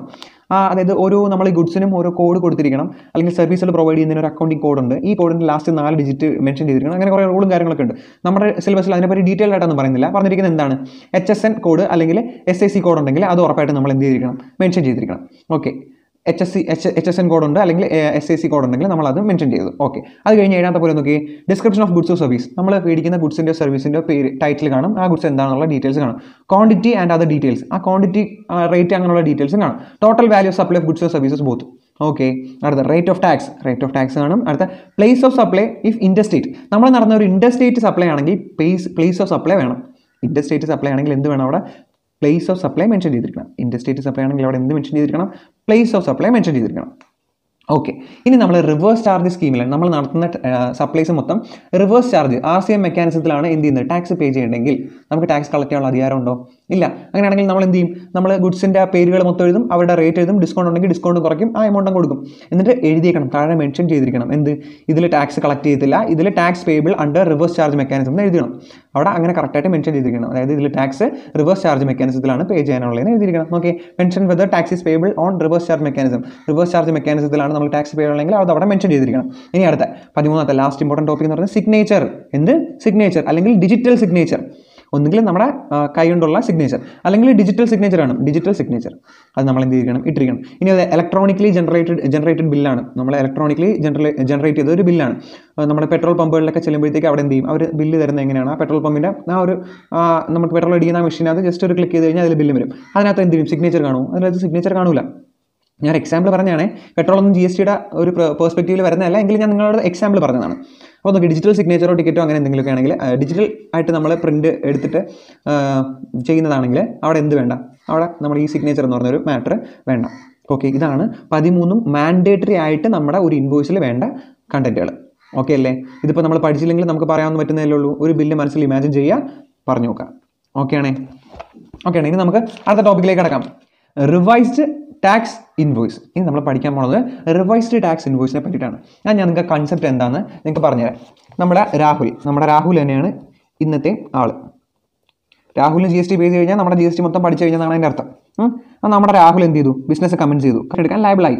ഓക്കെ, അവൻ വിത്തിൻ 30 ഡേയ്സിനുള്ളിൽ തന്നെ ഒരു തൊട്ട അടുത്ത ദിവസം തന്നെ 7th ജൂൺ ആയപ്പോൾ രജിസ്ട്രേഷൻ അപ്ലൈ ചെയ്തു.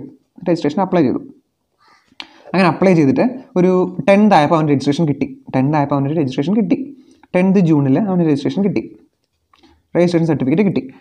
അപ്പോൾ നോക്കിയേ, നമ്മൾ ലയബിൾ ആയത് എന്നാണ്? 5th ജൂൺ 2019 നമുക്ക് രജിസ്ട്രേഷൻ കിട്ടിയത് എന്നാണ്? 10th ജൂൺ 2019 അല്ലേ? അപ്പോൾ ഇതിനിടയ്ക്ക് ഒരു 10 ദിവസം ഇല്ലേ? നമ്മൾ നോക്കി നമ്മൾ ഇന്നലെ പഠിച്ചു ഈ രജിസ്ട്രേഷൻ എന്നാണോ നമുക്ക് കിട്ടുന്നത്, എന്നാണോ അന്നായിരിക്കത്തില്ല ആ രജിസ്ട്രേഷൻ എഫക്റ്റീവ് ആവുന്നത്. നമ്മൾ എന്നാണോ ലയബിൾ ആവുന്നത് അന്നായിരിക്കും. നമ്മൾ കഴിഞ്ഞ ക്ലാസ്സിൽ പഠിച്ചത് നിങ്ങൾക്ക് ഓർമ്മയുണ്ടെന്ന് ഞാൻ പ്രതീക്ഷിക്കുന്നു. അതായത് നമ്മൾ രജിസ്ട്രേഷൻ ലയബിൾ ആയിട്ട് വിത്തിൻ 30 ഡേയ്സിനുള്ളിൽ തന്നെ നമ്മൾ രജിസ്റ്റർ ചെയ്തിട്ടുണ്ടെങ്കിൽ, 30 ഡേയ്സിനുള്ളിൽ തന്നെ നമ്മൾ ആപ്ലിക്കേഷൻ അയച്ചിട്ടുണ്ടെങ്കിൽ, ആ നമ്മൾ രജിസ്ട്രേഷൻ ലയബിൾ ആവുന്ന ഡേറ്റ് എന്നാണോ അന്ന് മുതലായിരിക്കും ആ രജിസ്ട്രേഷൻ എഫക്റ്റീവ് ആവുന്നത്. പഠിച്ചില്ലേ? ഇനി 30 ഡേയ്സ് കഴിഞ്ഞിട്ടാണെങ്കിലോ ആ രജിസ്ട്രേഷൻ സർട്ടിഫിക്കറ്റ് കിട്ടുന്നത് എന്നാണോ അന്ന് മുതലായിരിക്കും അല്ലേ? അപ്പോൾ ഈ ഒരു സിറ്റുവേഷൻ ആലോചിക്കുക. ഈ ഒരു ടൈം ഗ്യാപ്പില്ലേ, ഒരു 5 ദിവസം, അതായത് ജൂൺ 5 നമ്മൾ ലയബിളായി, നമുക്ക് രജിസ്ട്രേഷൻ സർട്ടിഫിക്കറ്റ് കിട്ടിയ ജൂൺ 10 ഈ 5 ദിവസം ഗ്യാപ്പിൽ ഇവൻ എന്ത് ചെയ്യും? സപ്ലൈസ് നടത്തും. ഒരുപാട് ടാക്സബിൾ സപ്ലൈസ് നടത്തും. ടാക്സബിൾ സപ്ലൈ നടത്തുന്ന സമയത്ത് കസ്റ്റമേഴ്സിൻ്റെ അടുത്ത് പറയാൻ പറ്റുമോ? അതായത് ഞാൻ രജിസ്ട്രേഷന് വേണ്ടിയിട്ട് അപ്ലൈ ചെയ്തിട്ടേ ഉള്ളൂ, എനിക്ക് ഇതുവരെ ഇൻവോയ്സ് ഒന്നും കിട്ടിയിട്ടില്ല, അങ്ങനെ കിട്ടുകയാണെങ്കിൽ മാത്രമേ എനിക്ക് ടാക്സ് കളക്ട് ചെയ്യാൻ പറ്റൂ, നിങ്ങൾ സാധനം മേടിച്ചുകൊണ്ട് പോക്കോ, ഞാൻ നിങ്ങൾക്ക് പിന്നെ ഇൻവോയ്സ് തരാം, പിന്നെ പൈസ എന്ന് പറയാൻ പറ്റുമോ? അങ്ങനെ ഒരിക്കലും പറയാൻ പറ്റില്ല അല്ലേ? അപ്പോൾ അവൻ എന്തെങ്കിലും ഒരു ഇൻവോയ്സ് അവിടെ ഇഷ്യൂ ചെയ്ത് കാണും. പക്ഷേ അവൻ അവിടുത്തെ അവൻ്റെ ആ ഡീറ്റെയിൽസിനകത്ത് അവൻ്റെ GST നമ്പർ കാണൂല, ടാക്സ് റേറ്റ് എത്രയാണെന്ന് കാണും. അപ്പോൾ അങ്ങനെയുള്ള ഡീറ്റെയിൽസ് ഒന്നും കാണില്ല. അപ്പോൾ നമ്മുടെ ഗവൺമെൻറ് എന്ത് ചെയ്തിട്ടുണ്ട്? ഈ ഒരു ടൈം ഗ്യാപ്പിന്, അതായത് നമ്മൾ GSTക്ക് ലയബിൾ ആവുന്ന ഡേറ്റിനും നമുക്ക് രജിസ്ട്രേഷൻ കിട്ടുന്ന ഡേറ്റിനും ഇടയ്ക്ക് ഒരു ടൈം ഗ്യാപ്പില്ലേ? ഈ ടൈം ഗ്യാപ്പിന് ഇഷ്യൂ ചെയ്യുന്ന സപ്ലൈ ഇല്ലേ, ഇഷ്യൂ ചെയ്യുന്ന എത്ര ടാക്സബിൾ സപ്ലൈസ് അവൻ ചെയ്താലും ആ ടാക്സബിൾ സപ്ലൈസ് ഒക്കെ അവന് റിവൈസ് ചെയ്യാം. ആ സാധനങ്ങൾ മൊത്തം അവന് റിവൈസ് ചെയ്യാം. അതായത് ആ ഇൻവോയ്സ് മൊത്തം അവന് റിവൈസ് ചെയ്തിട്ട് നമ്മൾ ഈ പറയുന്ന പുതിയ ഡീറ്റെയിൽസ് ഒക്കെ വെച്ചിട്ട് എന്ത് ചെയ്യുക, എൻ്റെ ഇൻവോയ്സ് നമ്പർ എത്രയാണ്, GST നമ്പർ എത്രയാണ്, കാര്യങ്ങളും ഡീറ്റെയിൽസൊക്കെ വെച്ചിട്ട് നമ്മൾ ഈ പറഞ്ഞ രീതിക്കുള്ള ഇൻവോയ്സ് അവന് ഇഷ്യൂ ചെയ്യാം. മനസ്സിലായോ? പക്ഷേ ഈ ഡേറ്റിന്, ഈ 5 ദിവസത്തിനുള്ള എത്ര ദിവസത്തിനുള്ളിൽ ഇഷ്യൂ ചെയ്യണമെന്ന് അറിയാമോ? അതായത് നമുക്ക് 5 ദിവസമാണുള്ളത്. ഈ 5 ദിവസങ്ങളിലുള്ള നമുക്ക് എല്ലാ സപ്ലൈസിനും എന്ത് ചെയ്യാം? ഈ റിവൈസ്ഡ് ടാക്സബിൾ ഇൻവോയ്സ് നമുക്ക് ഇഷ്യൂ ചെയ്യാം. പക്ഷേ 1 മാസത്തിനുള്ളിൽ നമ്മൾ ആ പ്രൊസീജിയർ 1 മാസത്തിനുള്ളിൽ നമ്മളത് മൊത്തം കംപ്ലീറ്റ് ചെയ്തിരിക്കണം. 1 മന്താണ് ടൈം ലിമിറ്റ് എന്ന് പറയുന്നത്. 1 മന്താണെന്ന് പറയുന്നത് ടൈം ലിമിറ്റ് എന്ന് പറയുന്നത്. ഓക്കെ അല്ലേ? ഞാൻ ഒന്നും കൂടെ പറഞ്ഞുതരാം. നമ്മുടെ രാഹുൽ ലയബിളായ ഡേറ്റ് 1, അവന് രജിസ്ട്രേഷൻ കിട്ടുന്ന ഡേറ്റ് 1. അപ്പോൾ ഈ ലയബിൾ ആവുന്ന ഡേറ്റിനും രജിസ്ട്രേഷൻ കിട്ടുന്ന ഡേറ്റിനും ഇടയ്ക്ക് അവൻ കുറേ സപ്ലൈ നടത്തുന്നില്ലേ? സപ്ലൈ നടത്തും. ആ സപ്ലൈ നടത്തുന്നതിന് ആ ഇൻവോയ്സുകൾ മുഴുവൻ അവൻ എന്ത് ചെയ്യാം? റിവൈസ് ചെയ്യാം. അവന് റിവൈസ് ടാക്സ് ഇൻവോയ്സ് 1 മന്തിനുള്ളിൽ, രജിസ്ട്രേഷൻ കിട്ടിയിട്ട് 1 മന്തിനുള്ളിൽ അവന് റിവൈസ് ടാക്സ് ഇൻവോയ്സ് ഇഷ്യൂ ചെയ്യാം. ഓക്കെ അല്ലേ? അപ്പോൾ ഇനി നമുക്കത് എന്താണെന്ന് നോക്കുമ്പോൾ നിങ്ങൾക്ക് കുറച്ചും കൂടെ ഡീറ്റെയിൽഡ് ആയിട്ട് മനസ്സിലാവും. Revised tax invoice. Every registered person who has granted registration with effect from the date of earlier than the date of issuance of registration.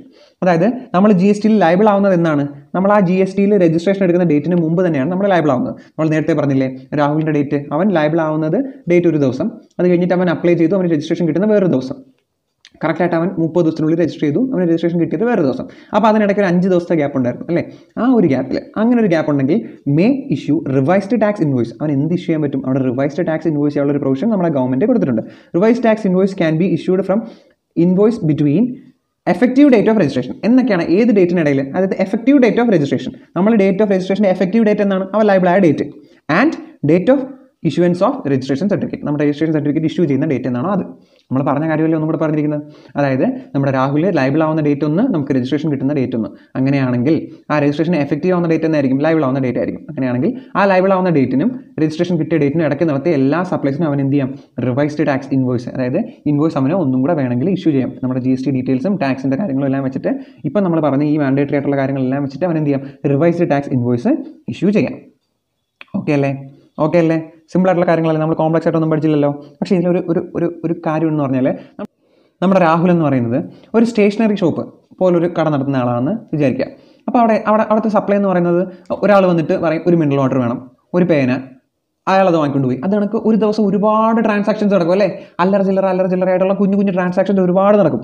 അപ്പോൾ ഈ ട്രാൻസാക്ഷൻസ് മൊത്തം റിവൈസ്ഡ് ടാക്സ് ഇൻവോയ്സ് ഇഷ്യൂ ചെയ്യാന്ന് പറഞ്ഞത് നടക്കുന്ന കാര്യമാണോ? ഒരു ദിവസം തന്നെ 100, 50, 1000 ട്രാൻസാക്ഷൻസ് ചിലപ്പോൾ നടന്നിരിക്കും അല്ലേ. അപ്പോൾ അതിന് മൊത്തം എന്ത് ചെയ്യത്തില്ല, നമുക്ക് റിവൈസ്ഡ് ടാക്സ് ഇൻവോയ്സ് ഇഷ്യൂ ചെയ്യാൻ പറ്റത്തില്ല. അപ്പോൾ നമ്മുടെ ഗവൺമെൻറ് പറഞ്ഞിട്ടുണ്ട്, നിങ്ങളൊരു കാര്യം ചെയ്യും, ഈ കുഞ്ഞു ട്രാൻസാക്ഷൻസ് ഒക്കെ ആണെങ്കിൽ, ഈ ചെറിയ ട്രാൻസാക്ഷൻസ് ഒക്കെയാണ്, അതായത് അൺരജിസ്റ്റേർഡ് ആയിട്ടുള്ള റെസിപ്പിയൻസിനാണ് നിങ്ങൾ ഇഷ്യൂ ചെയ്യുന്നത്. ഒരു മിനറൽ വാട്ടർ മേടിക്കുന്ന ആൾക്കാർ നമ്മൾ രജിസ്റ്റേർഡ് ആണോ അല്ലയോ നോക്കൂ, അല്ല ടാക്സ് ഇൻവോയ്സ് വേണം എന്ന് പറഞ്ഞ് ബഹളം വെച്ചാൽ മതി ഇരിക്കുമോ? ഇല്ല. അപ്പോൾ ഇങ്ങനെയുള്ള കുഞ്ഞു ട്രാൻസാക്ഷൻസ് ഒക്കെ ആണെങ്കിൽ നിങ്ങളൊരു കാര്യം ചെയ്താൽ മതി, മൊത്തത്തിനും കൂടെ ചേർത്ത് ഒരു consolidated revised tax invoice prepare ചെയ്താൽ മതി. നമുക്ക് അതിനെപ്പറ്റി നോക്കാം. ഇനിയിപ്പോൾ കൺസോളിഡേറ്റഡ് റിവൈസ്ഡ് ടാക്സ് ഇൻവോയ്സ് എന്നാണ് നമ്മൾ പഠിച്ചിട്ടുണ്ട്. കൺസോളിഡേറ്റഡ് ബാലൻസ് ഷീറ്റ് അല്ലേ, ഒരുപാട് ഇപ്പം ബ്രാഞ്ച് അക്കൗണ്ട് ഒക്കെ പഠിച്ചപ്പോഴത്തേക്ക് 2-3 ബ്രാഞ്ചുകളുണ്ട്. അങ്ങനെയാണെങ്കിൽ ഹെഡ് ഓഫീസ് ഏതായിരിക്കും പ്രിപ്പയർ ചെയ്യുന്നത്? ഈ 2-3 ബ്രാഞ്ചുകളുടെ ഒരുമിച്ച് ഒരു കൺസോളിഡേറ്റഡ് ബാലൻസ് ഷീറ്റ് പ്രിപ്പയർ ചെയ്യും അല്ലേ. അതുപോലെ നമ്മുടെ രാഹുൽ എന്ത് ചെയ്യും, ഈ കുഞ്ഞു ട്രാൻസാക്ഷൻസ് അൺരജിസ്റ്റേർഡ് ആയിട്ടുള്ള റെസിപ്പിയൻസിന് കൊടുത്ത ട്രാൻസാക്ഷൻസ് എല്ലാം കൂടെ ചേർത്തിട്ട് ഒരു കൺസോളിഡേറ്റഡ് റിവൈസ്ഡ് ടാക്സ് ഇൻവോയ്സ് എന്ത് ചെയ്യും, പ്രിപ്പയർ ചെയ്യും. അതാണ് അടുത്ത് നോക്കി. A registered person may issue consolidated revised tax invoice in respect of all taxable supplies made to unregistered recipient during the period. Unregistered recipientsiനാണ് കൊടുക്കുന്നതെങ്കിൽ നമുക്ക് എന്ത് ചെയ്യാം, consolidated revised tax invoice prepare ചെയ്താൽ മതി. ഓരോരുത്തർക്കും ഇൻഡിവിജ്വലായിട്ട് റിവൈസ്ഡ് ടാക്സ് ഇൻവോയ്സ് പ്രിപ്പയർ ചെയ്യേണ്ട കാര്യമുണ്ടോ? ഇല്ല. പക്ഷേ ഇതിൻ്റെ എക്സംഷൻ ഉണ്ട്. ആ എക്സംഷൻ എന്ന് പറയുന്നത്, അതായത് രാഹുലിന് നമുക്ക് അത് വായിക്കുമ്പോൾ നിങ്ങൾക്ക് മനസ്സിലാവും. In the case of interstate supplies, അവിടെ ഇന്റർസ്റ്റേറ്റ് സപ്ലൈ ആണ് നടത്തുന്നതെങ്കിൽ കൺസോളിഡേറ്റഡ് റിവൈസ്ഡ് ടാക്സ് ഇൻവോയ്സ് നമുക്ക് പ്രിപ്പയർ ചെയ്യാൻ പറ്റുമോ? ഇല്ല. കൺസോളിഡേറ്റഡ് ഒരിക്കലും പ്രിപ്പയർ ചെയ്യാൻ പറ്റില്ല. അവിടെ സെപ്പറേറ്റ് റിവൈസ്ഡ് ടാക്സ് ഇൻവോയ്സ് തന്നെ പ്രിപ്പയർ ചെയ്യണം. മനസ്സിലായോ? ഇപ്പോൾ നോക്കി, ഇന്റർസ്റ്റേറ്റ് ട്രാൻസാക്ഷൻ ആണെങ്കിൽ അവിടെ കൺസോളിഡേറ്റഡ് പറ്റില്ല, അവർക്ക് എന്ത് തന്നെ വേണം, സെപ്പറേറ്റ് ആയിട്ടുള്ള ടാക്സ് ഇൻവോയ്സ് തന്നെ വേണം. Okay. In the case of interstate supplies A consolidated revised tax invoice cannot be issued in respect of all unregistered transactions if the value of supply exceed 2,50,000. അവിടെ value of സപ്ലൈയുടെ amount എത്ര പറഞ്ഞിട്ടുണ്ട്? 2,80,000. Okay ആണേ. അതായത് നമ്മൾ interstate supply ആണ് നടത്തുന്നത്, നമ്മുടെ സപ്ലൈയുടെ value 2,50,000 കൂടുതലാണ്. അങ്ങനെയാണെങ്കിൽ അവിടെ എന്ത് വേണ്ട, revised tax invoice, consolidated tax invoice prepare ചെയ്യാൻ പറ്റില്ല. അവിടെ റിവൈസ്ഡ് ടാക്സ് ഇൻവോയ്സ് തന്നെ പ്രിപ്പയർ ചെയ്യണം. അവിടെ കൺസോളിഡേറ്റഡ് പറ്റില്ല. കാരണം അതിൻ്റെ അർത്ഥം ഓരോ 2,50,000 മുകളിലുള്ള ട്രാൻസാക്ഷനും ഇൻഡർസ്റ്റേറ്റ് ആണെങ്കിൽ നമ്മൾ എന്ത് ചെയ്യുക, ഓരോന്നിനും സെപ്പറേറ്റ് ആയിട്ടുള്ള റിവൈസ്ഡ് ടാക്സ് ഇൻവോയ്സ് പ്രിപ്പയർ ചെയ്യണം. ഓക്കെ അല്ലേ. ഇനി നമുക്ക് കൺസോളിഡേറ്റഡ് ടാക്സ് ഇൻവോയ്സിനെ പറ്റിയിട്ട് പഠിക്കാം. എന്താണ് കൺസോളിഡേറ്റഡ് ടാക്സ് ഇൻവോയ്സ്? റിവൈസ്ഡ് അല്ല, കൺസോളിഡേറ്റഡ് റിവൈസ്ഡ് ടാക്സ് ഇൻവോയ്സ് അല്ല, കൺസോളിഡേറ്റഡ് ടാക്സ് ഇൻവോയ്സ്. അതായത് ഞാൻ പറഞ്ഞുതരാം. അതായത് നമ്മളിപ്പോൾ നമ്മുടെ രാഹുലിൻ്റെ തന്നെ എക്സാമ്പിൾ നോക്കാം. നമ്മുടെ രാഹുൽ നടത്തുന്ന ഒരു സ്റ്റേഷനറി ഷോപ്പാണ്. അതായത് ഈ പേന, ബുക്ക്, ഇങ്ങനെയുള്ള കാര്യങ്ങളൊക്കെ വിൽക്കുന്ന സ്റ്റേഷനറി ഷോപ്പാണ്. കുഞ്ഞു ഐറ്റംസ് ഒക്കെ ഉള്ളൂ, കുറേ ചെറിയ ഐറ്റംസ് ഒക്കെ ഉള്ളൂ അവിടെ. അപ്പം ഇതിനെല്ലാത്തിനും ഇൻവോയ്സ് ഇഷ്യൂ എന്ന് പറയാൻ നടക്കുന്ന കാര്യമില്ല. ഒരാൾ വന്നൊരു മിനറൽ വാട്ടർ വാങ്ങിക്കൊണ്ട് പോയി, 20 രൂപയുടെ ബില്ല് അപ്പോഴേ പ്രിന്റ് ചെയ്ത് കൊടുക്കാൻ പറ്റുമോ? ഇല്ല. ഒരു പേര വാങ്ങിക്കൊണ്ട് 10 രൂപയുടെ ബില്ല് അപ്പോഴേ പ്രിന്റ് ചെയ്ത് കൊടുക്കാൻ പറ്റുമോ? ഇല്ല. അപ്പോൾ ഇങ്ങനെയുള്ള കുഞ്ഞു കാര്യങ്ങളൊക്കെയാണ് രാഹുലിൻ്റെ കടയിൽ വിൽക്കുന്നത്. രാഹുൽ ഒരു ചെറിയ കാര്യങ്ങളൊക്കെ വിൽക്കുന്ന ഒരു സപ്ലയറാണ്. അങ്ങനെയാണെങ്കിൽ രാഹുലിൻ്റെ അടുത്ത് പറഞ്ഞിട്ടുണ്ട്, രാഹുൽ നീ ഒരു കാര്യം ചെയ്യും, എല്ലാ കാര്യത്തിനും എല്ലാ സപ്ലൈക്കും എന്ത് ചെയ്യേണ്ട, ഇൻവോയ്സ് ഇഷ്യൂ ചെയ്യേണ്ട. നീ എല്ലാം കൂടെ ചേർത്തിട്ട് ദിവസത്തിൻ്റെ അവസാനം ഒരു ദിവസം എല്ലാം കൂടെ ചേർത്തിട്ട് എന്ത് ചെയ്താൽ മതി, ഒരു ഇൻവോയ്സ് അങ്ങ് ഇഷ്യൂ ചെയ്താൽ മതി. അതിൻ്റെ പേരാണ് കൺസോളിഡേറ്റഡ് ടാക്സ് ഇൻവോയ്സ്. ഒരു ഇൻവോയ്സ് ഇഷ്യൂ ചെയ്താൽ മതി. മനസ്സിലായോ? അപ്പോൾ രാഹുലിന് എളുപ്പമായി. Number of transactions, huge transaction ഉണ്ട്, എല്ലാം കൂടെ ചേർത്തിട്ട് മൊത്തം ഇത്ര സെയിൽ നടന്നു എന്ന് പറഞ്ഞ് ഒറ്റ ഇൻവോയ്സ് അങ്ങ് ഇഷ്യൂ ചെയ്താൽ മതി. പക്ഷേ കുറച്ച് കണ്ടീഷൻസ് ഉണ്ട്. എന്താ നോക്കി, അതായത് രാഹുലിൻ്റെ കടയിൽ നിന്ന് വന്ന് മേടിക്കുന്ന സാധനങ്ങളുടെ വില 200 രൂപയിൽ കൂടാൻ പാടില്ല. അതായത് 200 രൂപയിൽ കൂടുതലാണ് നമ്മുടെ ട്രാൻസാക്ഷൻ എങ്കിൽ, 200 രൂപയിൽ കൂടുതലാണ് ട്രാൻസാക്ഷൻ എങ്കിൽ അവിടെ സെപ്പറേറ്റ് ഇൻവോയ്സ് ഇഷ്യൂ ചെയ്യണം. കൺസോളിഡേറ്റഡ് പറ്റുമോ? ഇല്ല. അവിടെ സെപ്പറേറ്റ് ഇൻവോയ്സ് ഇഷ്യൂ ചെയ്തേ പറ്റൂ. 200 രൂപയിൽ കൂടുതലാണ് ട്രാൻസാക്ഷൻ എങ്കിൽ സെപ്പറേറ്റ് നമ്മൾ ഇൻവോയ്സ് ഇഷ്യൂ ചെയ്യണം. ഓക്കെ. ഇനി രണ്ടാമത്തെ പോയിന്റ് എന്ന് വെച്ചാൽ അൺരജിസ്റ്റേർഡ് ആയിരിക്കണം നമ്മുടെ റെസിപ്പിയൻ്റ് എന്ന് പറയുന്നത്. അതിൻ്റെ അർത്ഥം രജിസ്റ്റേർഡ് ആവാൻ പാടില്ല. കാരണം എന്താണ്, രജിസ്റ്റേർഡ് ആയി കഴിഞ്ഞാൽ അവൻ ഇൻവോയ്സ് ഉണ്ടെങ്കിൽ മാത്രമേ എന്ത് ചെയ്യാൻ പറ്റത്തുള്ളൂ, ഇൻപുട്ട് ടാക്സ് റേറ്റ് എടുക്കാൻ പറ്റത്തുള്ളൂ. അപ്പോൾ അൺരജിസ്റ്റേർഡ് ആയിട്ടുള്ള റെസിപ്പിയൻസ് മാത്രമേ പറ്റൂ. ഓക്കെ. ഓക്കെ. ഇനി മൂന്നാമത്തെ കണ്ടീഷൻ എന്ന് പറഞ്ഞാൽ എന്താണെന്ന് അറിയാമോ? അതായത് നമ്മുടെ കടയിലൊക്കെ പോയി നമ്മൾ രാഹുലിൻ്റെ കടയിൽ സാധനം മേടിക്കാൻ പോവാണ്. നമ്മുടെ വീട്ടിലേക്കുള്ള കുഞ്ഞു പയ്യന്മാരെ, നമ്മുടെ അനിയന്മാരെയോ ഒക്കെയാണ് നമ്മൾ എന്ത് ചെയ്യുന്നത്, സാധനം മേടിക്കാൻ പറഞ്ഞു വിടുന്നത്. അപ്പം പിള്ളേരെ പറ്റിക്കാൻ ചാൻസ് ഉണ്ട്. അപ്പം പറയാം, എടാ നീ ഒരു കാര്യം ചെയ്യുക, കടയിൽ നിന്ന് സാധനം മേടിക്കുമ്പോൾ ബില്ല് മേടിച്ചുകൊണ്ട് പോകാം. കടയിൽ നിന്ന് സാധനം മേടിക്കുമ്പോൾ ആ സാധനത്തിൻ്റെ ബില്ല് വാങ്ങിക്കൊണ്ട് വരാൻ പറഞ്ഞു. അപ്പം ആ മോൻ എന്ത് ചെയ്തു, കടയിൽ ചെന്നിട്ട് രാഹുലിൻ്റെ കടയിൽ ചെന്നിട്ട് പറഞ്ഞു, ഇന്ന സാധനങ്ങളൊക്കെ വേണം, 200 രൂപയിൽ താഴെയാണ് നമ്മുടെ ഇന്ത്യ ട്രാൻസാക്ഷൻ്റെ വില. പക്ഷേ പറഞ്ഞു അമ്മ ബില്ല് തരാൻ പറഞ്ഞു, ബില്ല് വേണമെന്ന് പറഞ്ഞു. അങ്ങനെയാണെങ്കിൽ രാഹുൽ ബില്ല് കൊടുത്തിരിക്കണം. അവനെ കൺസോളിഡേറ്റഡിനകത്ത് കൂട്ടാൻ പറ്റില്ല, അവന് സെപ്പറേറ്റ് ബില്ല് കൊടുത്തിരിക്കണം. ഇതാണ് 3 കണ്ടീഷൻ. ഓക്കെ. താഴെ പറയുന്ന കാര്യങ്ങൾ നമുക്ക് നോക്കാം. 3 കണ്ടീഷൻസ് എന്തൊക്കെയാണെന്ന് നോക്കാം. 3 കണ്ടീഷൻ എന്താണെന്ന് നോക്കിയേ. Value supply of goods service or both less than 200, 200 രൂപയിൽ താഴെ ആയിരിക്കണം. രണ്ടാമത് supply is to be made and unregistered recipient. ഒരു അൺരജിസ്റ്റേർഡ് റെസിപ്പിയൻറ്റിന് വേണം സപ്ലൈ നടത്താൻ. അതിൻ്റെ അർത്ഥം രജിസ്റ്റേർഡ് റെസിപ്പിയൻറ്റ് ആവാൻ പാടില്ല. കാരണം അവന് സെപ്പറേറ്റ് ബിൽ ഉണ്ടെങ്കിൽ മാത്രമേ ഇൻവോയ്സും കാര്യങ്ങളൊക്കെ ഇഷ്യൂ ചെയ്യാൻ പറ്റൂ. അടുത്ത മൂന്നാമത്തെ എന്താ നോക്കിയേ, such recipient does not demand for separate bill, separate invoice. അതായത് സെപ്പറേറ്റ് ഇൻവോയ്സിന് വേണ്ടിയിട്ട് അവൻ ഡിമാൻഡ് ചെയ്തിട്ടുണ്ടെങ്കിൽ അവന് സെപ്പറേറ്റ് ഇൻവോയ്സ് തന്നെ കൊടുത്തിരിക്കണം. അവനെ കൺസോളിഡേറ്റഡ് ടാക്സ് ഇൻവോയ്സിൽ ഇൻക്ലൂഡ് ചെയ്യാൻ പാടില്ല. ഓക്കെ അല്ലേ നോക്കിയേ. Then issue of tax invoice, such a registered person can issue consolidated tax invoice at the end of day of all supplies. അങ്ങനെയാണെങ്കിൽ നമ്മുടെ ആ രജിസ്റ്റേർഡ് പേഴ്സൺ, നമ്മുടെ രാഹുലിന് എന്ത് ചെയ്യാം, consolidated tax invoice end of the ഡേയിൽ, ആ ദിവസത്തിൻ്റെ അവസാനം ഇഷ്യൂ ചെയ്യാൻ പറ്റും. ഓക്കെ അല്ലേ. ഇനി രണ്ടാമതൊരാൾക്കും കൂടെ എന്ത് ചെയ്യാം, ഈ കൺസോളിഡേറ്റഡ് ടാക്സ് ഇൻവോയ്സ് ഇഷ്യൂ ചെയ്യാം. ആരാണെന്ന് അറിയാമോ? നമ്മുടെ ബാങ്കുകൾ, ഫിനാൻഷ്യൽ ഇൻസ്റ്റിറ്റ്യൂഷൻസ്, NBFCs ഒക്കെ ഇല്ലേ. അതായത് ഈ ബാങ്കിൻ്റെ ട്രാൻസാക്ഷൻ എന്ന് പറഞ്ഞാൽ ഹ്യൂജ് ആണ്, ഒരുപാടാണ്. അതായത് നമ്മുടെ തന്നെ കാര്യം ആലോചിച്ച് നോക്കി, നമുക്കൊരു സേവിങ്സ് അക്കൗണ്ട് ഉണ്ട് ബാങ്കിൽ, എന്തൊക്കെ ചാർജസാണ് പിടിക്കുന്നത് അല്ലേ. ഇൻട്രസ്റ്റ് എന്ന് പറഞ്ഞ് കുറച്ച് പൈസ പിടിക്കും, പിന്നെ ബാങ്കിലെ ATMൻ്റെ ചാർജ് പിടിക്കുന്നു, പിന്നെ മെസ്സേജ് വരുന്നു, മെസ്സേജിൻ്റെ ചാർജ് പിടിക്കുന്നു, പിന്നെ നമ്മൾ വേറെ ATM യൂസ് ചെയ്ത് ആ ചാർജ് പിടിക്കുന്നു, ഈ ചാർജ് പിടിക്കുന്നു. അങ്ങനെ നമ്പർ ഓഫ് ട്രാൻസാക്ഷൻസ് എന്ത് ചെയ്യും, ബാങ്കിൽ ഒരു കസ്റ്റമറിന് തന്നെ നടക്കും. അതുപോലെ ഒരു ദിവസം ബാങ്കിൽ വരുന്ന ആയിരക്കണക്കിന് ആൾക്കാരായിരിക്കും. അപ്പോൾ എല്ലാവരുടെയും ട്രാൻസാക്ഷൻ അവർക്ക് റെക്കോർഡ് ചെയ്യാൻ പറ്റില്ല. അപ്പോൾ അവരോടും പറഞ്ഞിരിക്കുന്നത് എന്താണ്, നിങ്ങൾ ഒരു കാര്യം ചെയ്തോ, കൺസോളിഡേറ്റഡ് ടാക്സ് ഇൻവോയ്സ് പ്രിപ്പയർ ചെയ്താൽ മതി. പക്ഷേ ഡെയിലി പ്രിപ്പയർ ചെയ്യേണ്ട, അവർക്ക് മാസത്തിൽ പ്രിപ്പയർ ചെയ്താൽ മതി. അവർക്ക് എവിടെ, മാസത്തിൽ പ്രിപ്പയർ ചെയ്താൽ മതി.